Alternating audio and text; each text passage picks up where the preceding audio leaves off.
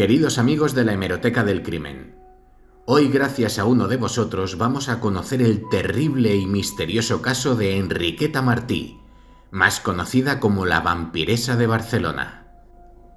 Nacida en 1871 en la localidad catalana de Sant Feliu del Llobregat, Enriqueta Martí Ripollès se trasladó muy joven a Barcelona, donde trabajó como niñera antes de dedicarse a la prostitución. Casada con Joan Puyaló, un pintor venido a menos, la pareja se ganaba la vida como podía, vendiendo antigüedades, de la caridad e incluso montaron una herboristería en la que Enriqueta se dedicó a ejercer como curandera. Sin dejar de frecuentar los bajos fondos y locales de mala muerte, durante el día Enriqueta mendigaba en casas de caridad, conventos y parroquias. Vestía harapos y en ocasiones iba acompañada de niños que hacía pasar por sus hijos, los mismos niños que posteriormente prostituía o presuntamente asesinaba. Sin embargo, por las noches se vestía con ropas lujosas, sombreros y pelucas y se hacía ver en ambientes donde acudía la clase acomodada de Barcelona, como el Casino de la Arrabasada, donde posiblemente ofreciese sus servicios como proxeneta especializada en niños. La pareja tuvo una relación tormentosa, reconciliándose y separándose unas 6 veces. Según Puyaló, su matrimonio fracasó por la afición de Enriqueta por los hombres, su carácter extraño, falso e impredecible y sus continuas visitas a casas de mala vida. Se separaron y nunca tuvieron hijos. En 1909, Enriqueta fue detenida por regentar un prostíbulo en la calle Minerva de la ciudad condal, donde ofrecían los servicios de niños de 5 a 16 años. Junto a ella fue detenido un joven de una familia de alta posición social. Pero el proceso contra ella no prosperó porque alguien que debía ser muy poderoso y del que se desconoce el nombre intercedió en este asunto y tras perderse su expediente, Enriqueta Martí salió en libertad. No tenía ninguna necesidad de mendigar, ya que además de su trabajo como proxeneta de niños, también ejercía la profesión de curandera y su doble trabajo le daba suficiente dinero para vivir sin problemas. Enriqueta ofrecía sus ungüentos, pomadas, filtros, cataplasmas y pociones especialmente para curar la tuberculosis, tan temida en aquella época, y todo tipo de enfermedades que no tenían cura en la medicina tradicional. Gente de clase alta pagaba grandes sumas de dinero por estos remedios.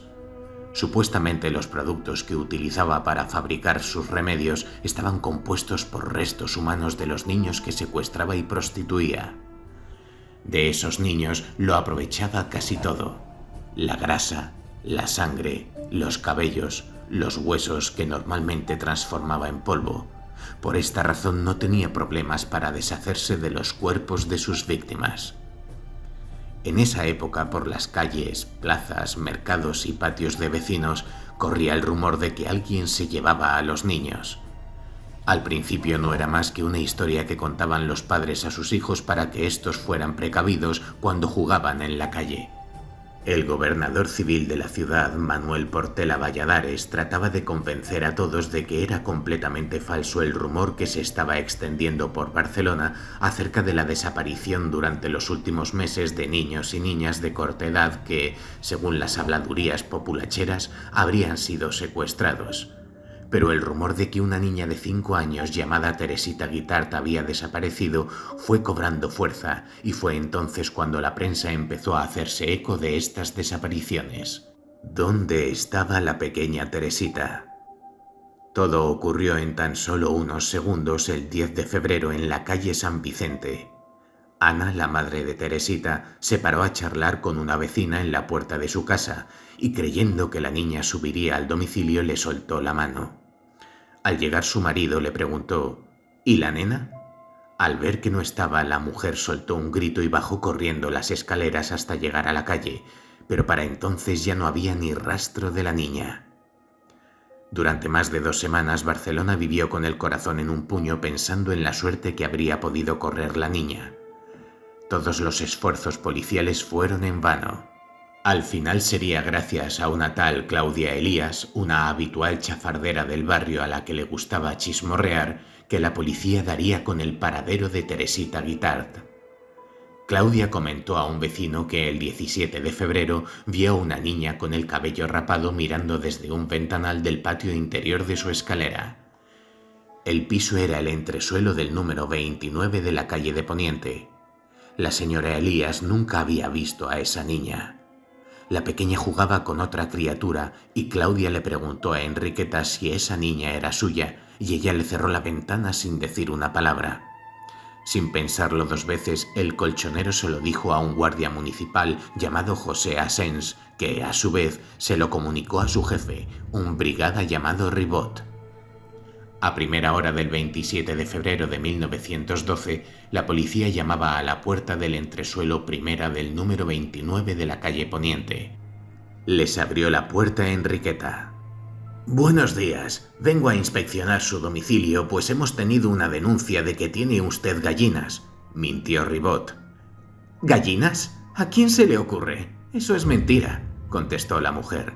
«Si me permite», dijo el brigada Ribot entrando en el piso donde descubrió a dos niñas de corta edad. Cuando Enriqueta quiso reaccionar ya era demasiado tarde. El policía se acercó a la niña que tenía la cabeza rapada y le preguntó: «¿Cómo te llamas, guapa?». A lo que la niña respondió: «Felicidad». «¿No te llamas Teresita?», le dijo a su vez el brigada. Fue entonces cuando la pequeña vaciló y acabó diciendo: «Aquí me llaman Felicidad». Ribot preguntó quién era aquella niña y Enriqueta respondió que no lo sabía, que se la había encontrado perdida en la ronda de San Pablo y que tenía hambre. Su vecina, Claudia Elías, desmintió esto porque la había visto en su casa muchos días antes de la detención. «La otra es mi hija y se llama Angelita», añadió Enriqueta. Del niño que la vecina decía haber visto en repetidas ocasiones no había ningún rastro.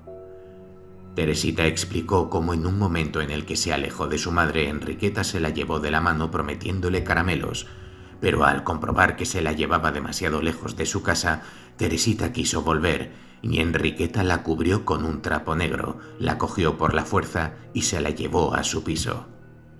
Nada más llegar a casa, a Enriqueta le cortó los cabellos y le cambió el nombre por el de Felicidad, diciéndole que no tenía padres, que ella era su madrastra y que así debía llamarla cuando saliesen a la calle. La malalimentaba con patatas y pan duro. No le pegaba, pero sí le pellizcaba y le había prohibido salir a las ventanas y balcones.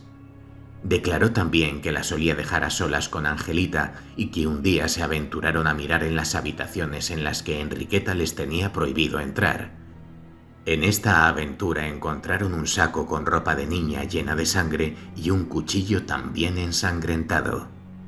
Nunca salió del piso durante el tiempo que estuvo secuestrada. Teresita fue devuelta a sus padres después de haber declarado: «Cuando el público ha conocido la noticia, se ha agolpado frente al domicilio de la Enriqueta y para evitar un asalto han tenido que acudir las fuerzas del orden público. Ampliaremos detalles». De esta manera informaba la prensa barcelonesa de principios del siglo XX de la detención de la que sería tristemente conocida como vampiresa de Barcelona. Tras ser conducida a la jefatura de policía, la mujer fue identificada como Enriqueta Martí Ripollés, de 43 años y con antecedentes por corrupción de menores. La declaración de Angelita fue más terrorífica. Antes de la llegada de Teresita a casa había otro niño, Pepito, de 5 años. Angelita declaró haber visto cómo Enriqueta lo había matado en la mesa de la cocina. Enriqueta no se dio cuenta de que la niña lo había visto y Angelita corrió a esconderse en la cama y se hizo la dormida. Además, la identidad real de Angelita pronto se puso también en entredicho. La niña no sabía sus apellidos y decía ser hija de Enriqueta y que su padre se llamaba Juan, pero que nunca le había visto. Joan Puyaló se personó ante el juez por voluntad propia para saber sobre la detención de su esposa y declaró que hacía 5 años que no vivía con ella, que no había tenido hijos y que no sabía de dónde había salido la pequeña Angelita. Puyaló además declaró que Enriqueta ya le había mentido en el pasado con un falso embarazo y un falso parto. Un examen médico corroboró que Enriqueta nunca había parido. La policía registró la vivienda.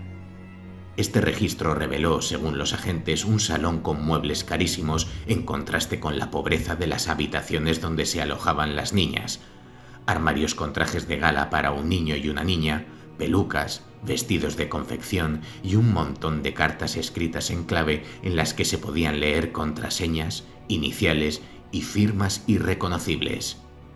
Todo indicaba que era una lista con nombres de clientes importantes, muchos de ellos pertenecientes a la burguesía.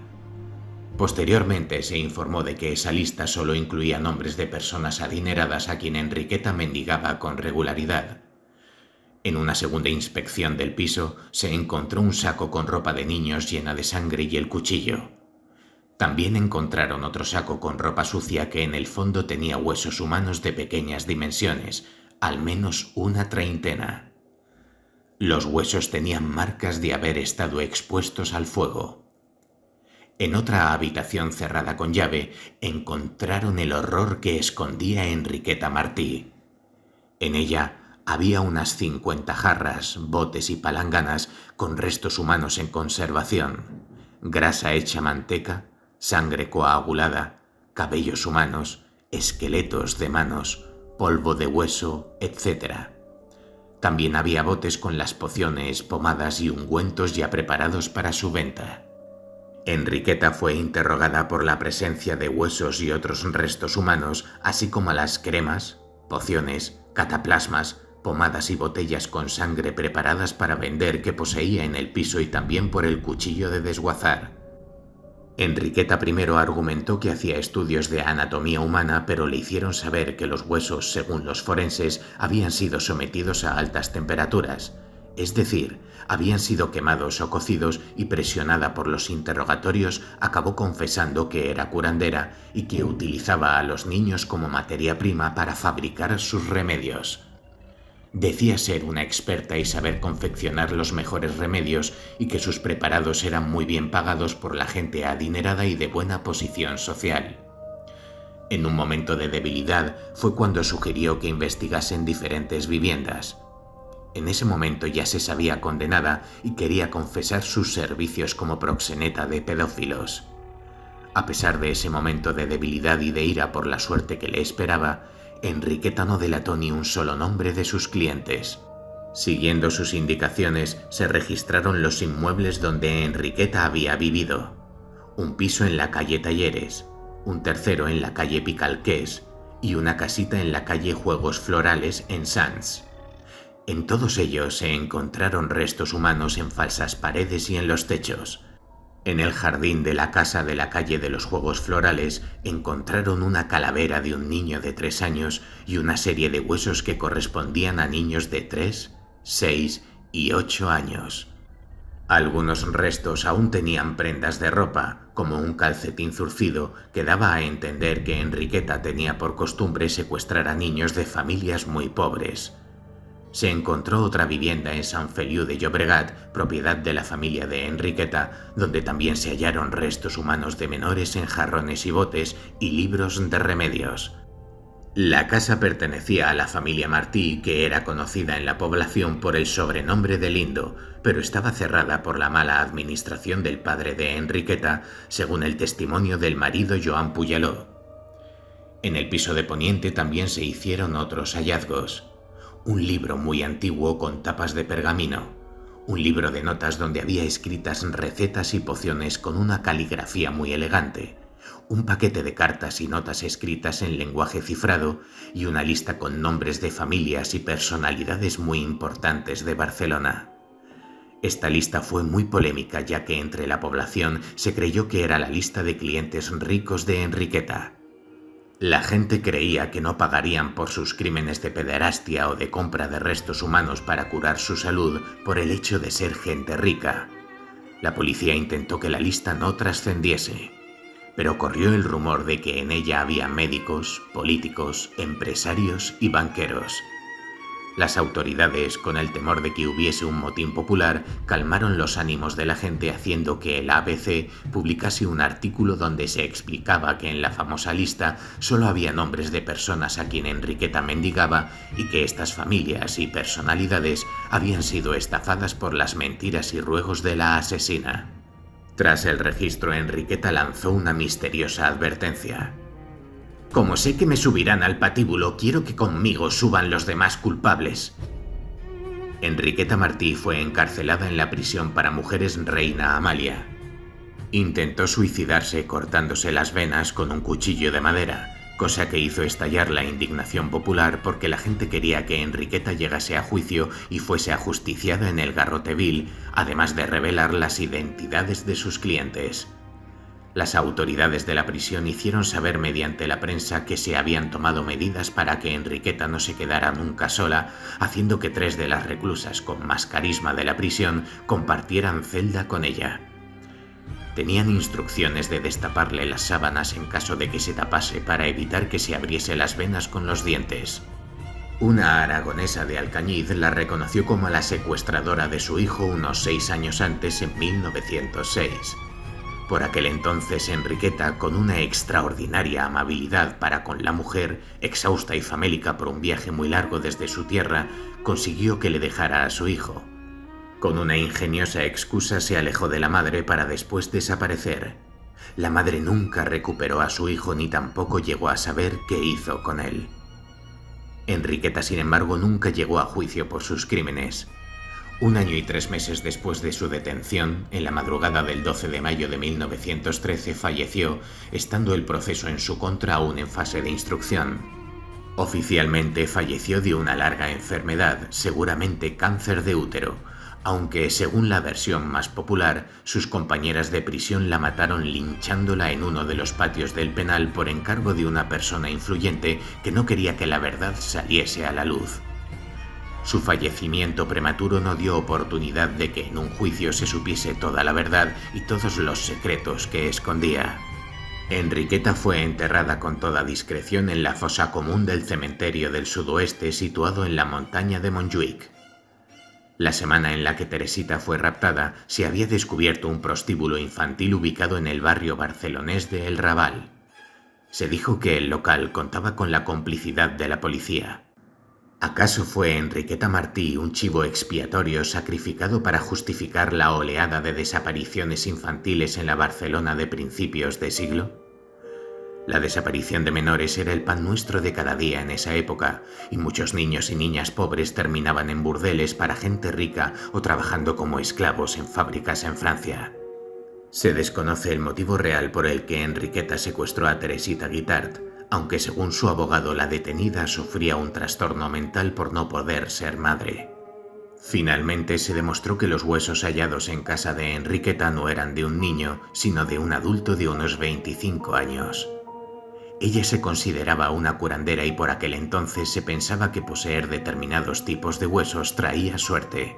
Según algunos investigadores actuales como Jordi Corominas o Elsa Plaza, que Martí fuese una asesina de niños es tan solo una leyenda negra.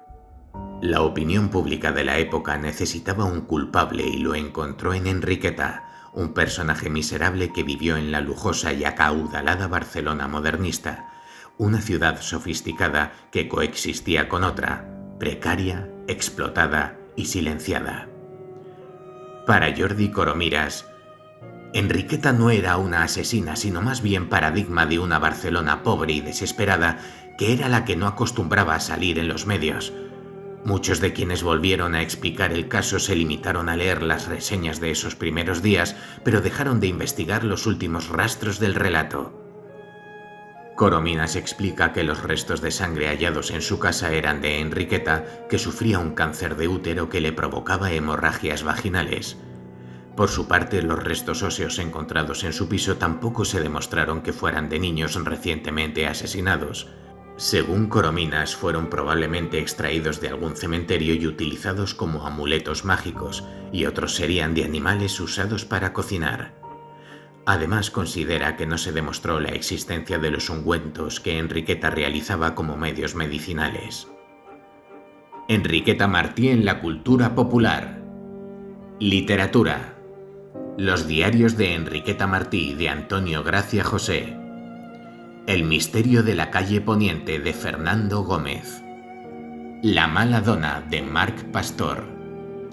El cielo bajo los pies de Elsa Plaza. En el cine.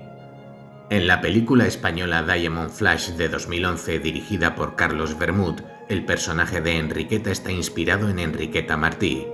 En la película, Enriqueta controla una organización que se dedica al secuestro de niños. En 2020 se estrenó la película La vampira de Barcelona, dirigida por Lluís Danés a partir del guión coescrito por Lluís Arcarazo y María Jaén. El estreno tuvo lugar en el Festival Internacional de Cine Fantástico de Sitges, donde ganó el premio del público.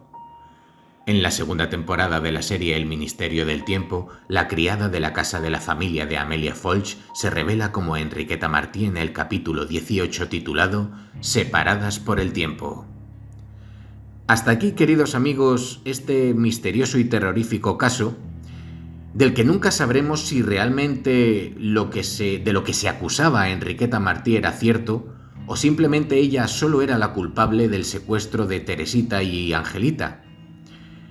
Respecto al resto de asesinatos y de niños desaparecidos, todo sigue siendo una incógnita, y sigue estando en pie la pregunta de si acaso Enriqueta Martí fue un chivo expiatorio para no culpar a la clase alta de la sociedad barcelonesa. Sea como fuere, sigue quedando demostrado que en la vida real, los monstruos existen.